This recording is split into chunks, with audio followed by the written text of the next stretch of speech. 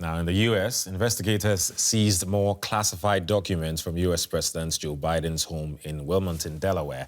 A total of 6 more documents with classified markings have been found. The president's lawyer says the documents were found during a voluntary FBI search of the property. The search came after 2 previous discoveries of what the White House calls a small number of documents.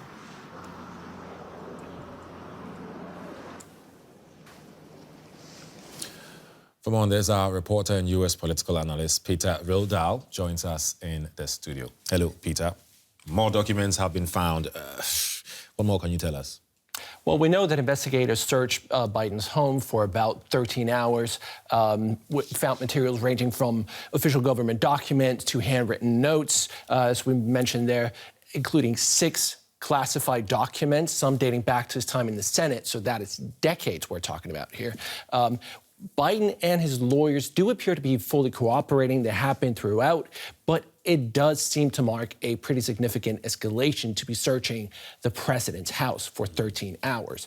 Biden continues to insist that there is no there there, that this really comes down to documents being filed in the wrong places. You know, at the end of the day, it's really up to the special prosecutor to determine whether or not that's the case. A bit of a deja vu, if you could say. I mean, how does Biden's current situation compare with his predecessor, Donald Trump?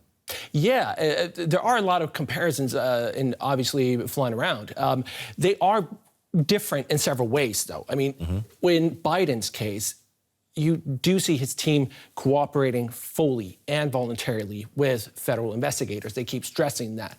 They keep trying to be as transparent as it can be during an ongoing investigation. And so far, we're only talking about a few dozen documents, only a few classified documents among those. Trump, on the other hand, the FBI had to get a search warrant to get hundreds of documents, many of which required the highest security clearance to even have access to. They should have never left, and they should certainly have not have been in Trump's private home down in Florida, Mar-a-Lago.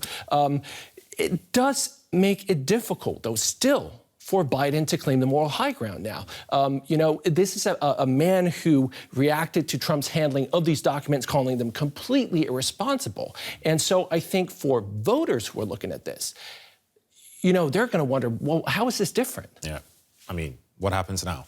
Yeah, I mean, that obviously it's too early to tell. A special prosecutor has been appointed, so we'll see what they find. We do need to keep in mind, though, the next presidential election is not that far off. It's 2024. It's only in 2 years, or next year, rather. So they mean this is the year where that really kicks off the campaign to become president.